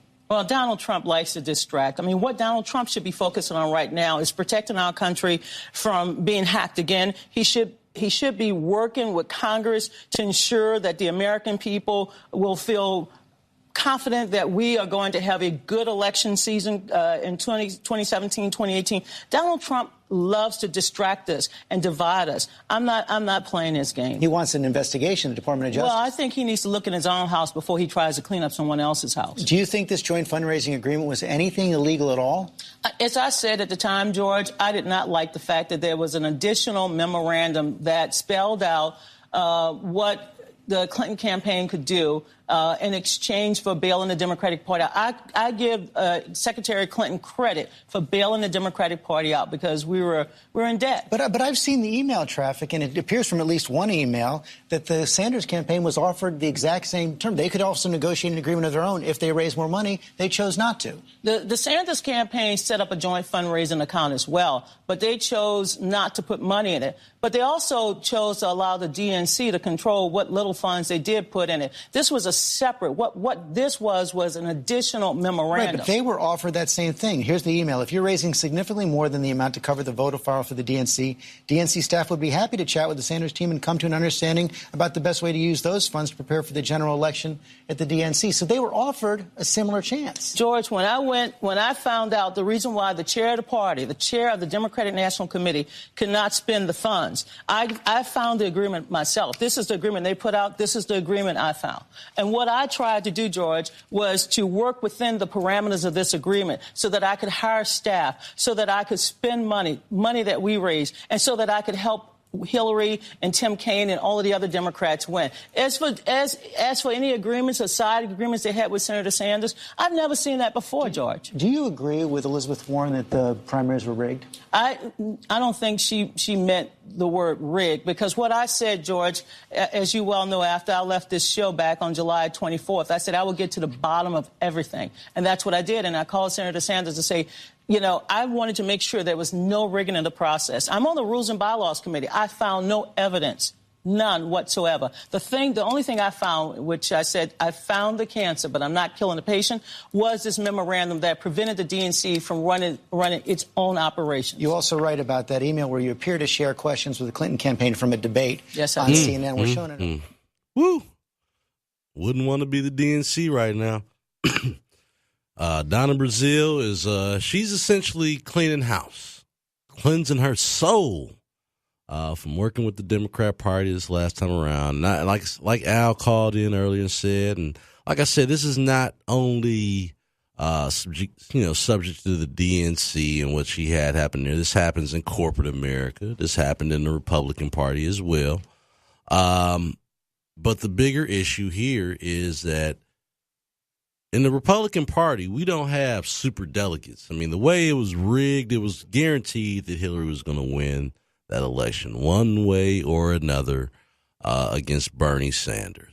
And I think that is where Bernie supporters and folks are frustrated. And I think that Donna Brazille, in basically what I would call self-preservation, wrote that book, wanted to clear her name because unfortunately, Hillary wrote her book first and it blamed everything on the DNC. I mean, I don't understand how anybody could get mad at Donna Brazille for wanting to write her book and clear her conscience when no one cared that Hillary Clinton wrote her book and has been out on a world tour, essentially she was in Michigan a couple of weeks ago. She's been everywhere hawking this book, trying to stay relevant, saying that she was, going to, still be involved in politics and try to keep herself out there. And I say, Donna Brazille is a brave woman for coming forward with those allegations and making that book. And I do pray for her safety as my good Christian folks say, anoint her with those oils. Cover her with the blood of Jesus because she took a very big risk coming out against the Clinton family. So, yes, throw the anointing oil on her. Cover her because Donna Brazille, that was a risky move.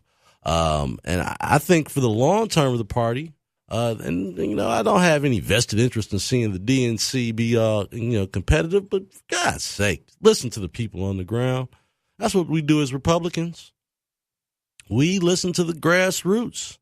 Not always do we, the grassroots is, at times feels like they've been disenfranchised, but there's no better way than showing how the grassroots run than you point to Donald Trump. Donald Trump was elected by the people. If the Republican Party had those kind of super delegates and elites that got to really decide anything, I don't think Donald Trump would have been president. I don't think he would have won the nomination. A lot of the never-Trumpers and considered the establishment guys, they were scared of Donald Trump. They thought he was going to get crushed out there. They were going along with the stuff that the liberals were putting out there, that he has no chance, that he's going to say something that's going to upset folks. And I just think that, Donald Trump has his own way of communicating, and he does know how to say things, and he says things that gets people riled up. But at the end of the day, he is a good communicator. He knows how to get his message out there. And I think that we are, America, in particular the media, has struggled to bottle him up because, it's usually you have the control of the narrative with your president, and Donald Trump just will not allow that. We've got 5 minutes left or so here. Give us a call, 313-209-9000. I'd like to get your input. What did you think about the Donna Brazille interview? It was gut-wrenching. It hurt to hear that woman complaining about the way she was treated by the Democrat Party. Brother Al, we're gonna bring him back real quick. Brother Al, you're back. Hey, listen, man. Hey, Wayne, man. You hitting on, man. You right, but remember how many people came out to vote, man. You have 40% people didn't even vote. So, how many people did that? Well, that's what you call voter depression, not voter suppression. People have the right to come out and vote. Apathy. That's voter apathy, man. Yeah, voter apathy. Well, listen, people. If the Democrat Party gambled on the fact that they were going to scare people to vote for Hillary Clinton, it was either Hillary Clinton or Donald Trump. Man, I still didn't vote for Hillary Clinton. Hey, I'm just telling you, man. A lot of people think I'm a Democrat. Listen, man, I'm neither a Democrat nor Republican. Mm-hmm. I'm what's for right, man. Now, my question is, you got Jeff Sessions down there in Alabama, Shelby, Alabama, and went gutted to what you call. You had Eric Holder and the Shelby. You had them gut the Civil Rights Act legislation. My thing is, man, the biggest problem you got in America is, now, I don't want to, I'm not trying to disrespect Tim. Tim saying he's like all people. Mm-hmm. But and I know the race card been played in this country for too many years, man. So. But I think I do think that Tim represents a lot of what I would call the Trump supporters that don't think like that. Not everyone. I'm not naive to the fact that there are people that inject race and think certain ways. I don't have nothing against Tim, man. See, Tim be thinking I have something against him. My question is, when you see somebody doing what I'm saying, you need to call it out, Tim. You need not play games. You need to call it for what it is. Now, if you're not going to call it for what it is, then I'm going to be honest with you. I don't see where I can meet. I don't know where I can meet you anywhere if you're not going to call people out for what they're doing. Now, I know. Man, you got a guy like Bannon. You got a guy like that. You got that other guy. I can't think of his name right now. You got Stephen Miller. Now, I know these guys don't really like people of color or people from different countries coming into this country. Man, well, I think that Steve Bannon in particular, his thing is economic nationalism. It's not about ethnic. Come on, man. I'm gonna tell you something. He is a financier by trade, and his thing is economic nationalism, putting the financial needs in the economy of America before a global economy. And a lot of people in America, I have no issue with that. So you fine with some of the rhetoric that's coming out of Breitbart. So you fine with No, I'm not fine with it. I think that it appeases to a market the same way other publications and other websites appease to other different ethnic nationalities. No, I'm not a big Breitbart guy, but they're appealing to their group of folks. Mm-hmm. Before I get off, man, what's your take on your boy Wilbur Ross, your boy Robert Mercer leaving his company because he all that back taxes? what you think gonna happen with this guy on work? Well, I'll say with Wilbur Ross. I'll say with Wilbur Ross. It appears that his stuff, a lot of the deals he was doing, international business deals. He's never met with any of these folks before. This is all paperwork and people coming together doing business and making money. And he might not have had full understanding of all the people that he's doing business with when you're talking about just paper. And I don't think, Ross has been more transparent than any of the other cabinet picks, and he was bipartisan, was commended for his transparency. So if there's something now that's popping up, he'll address it. I don't think he's going to run from it.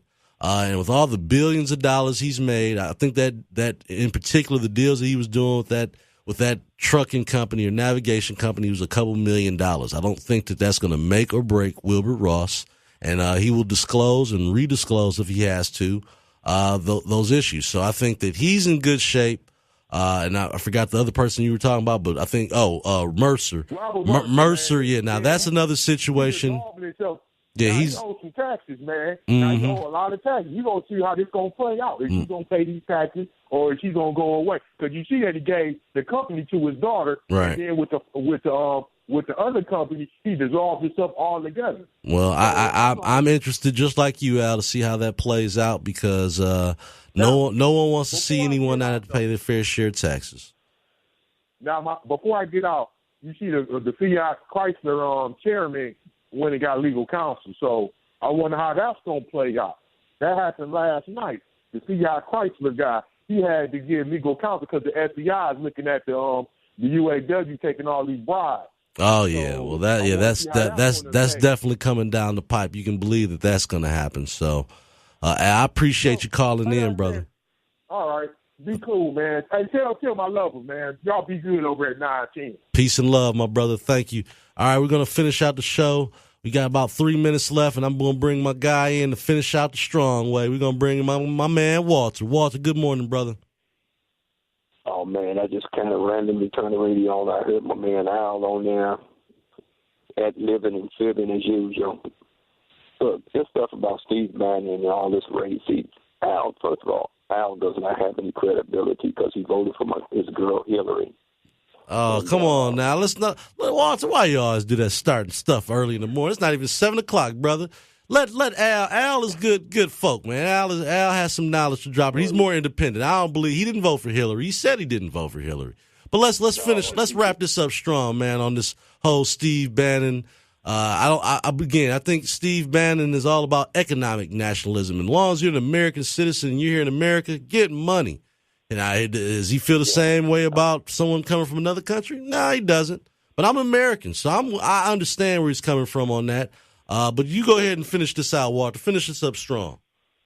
I'm not going to have people like Al calling here Glaston, my man Tim, who's a white guy. Al, just like most of the callers that call the station, they don't want nobody called with an opposition viewpoint.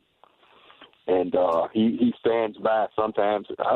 For the first time I've heard him in a while on the radio, he should have stayed hidden in his bunker wherever he came from. And he comes right back out. You think he's coming to change your heart, but he's still lying as usual on white people. And I don't have nothing against white people. You're a big sound now. You do have, and you claim to be a Christian. You talk about my Christianity. You got just enough Christianity to laugh. Oh man, you guys. One of these days we're gonna have a big kumbaya session, Walter. I swear, man. Let's have a debate. You are the straw that stirs the drinks, my friend. Yeah, hey man, listen. I can't just stand by and let these people call here lying like that on white people. He's spewing his usual hate out toward whites. So Al, I hope you're listening. You don't have no credibility. And you say you're Christian. You're saying you're Christian. You lied again. You did vote for Hillary because I heard you a few times say you voted for Hillary. So don't call you trying to criticize me or my man Tim or any other conservative. All right. You're going to continue to do that.